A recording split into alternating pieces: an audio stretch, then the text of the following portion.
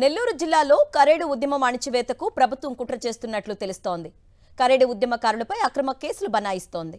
ముగ్గురు మహిళలపై అక్రమ కేసులు పెట్టి పోలీసులు అరెస్టు చేశారు.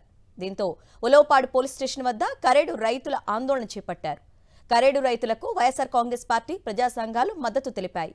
అరెస్టు చేసిన మహిళలను విడుదల చేయాలని డిమాండ్ చేశారు.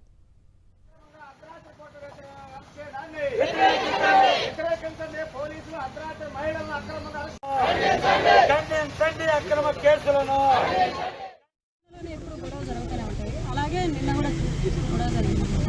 అయితే ఇంకా కోపతాపం నిన్న స్టేషన్కి వచ్చేసి కంప్లైంట్ ఇచ్చింది బాలిక శ్రీషా మీద. అక్క కూతురైన అమ్మాయి. అయితే ఆమె కంప్లైంట్ ఇచ్చేసి ఇక మళ్ళీ నేను ఎందుకు కంప్లైంట్ ఇచ్చాను ఏంటి అనేది ఆమె బాధపడుతుంది. నేను ఒకసారి వెళ్ళి మాట్లాడాను.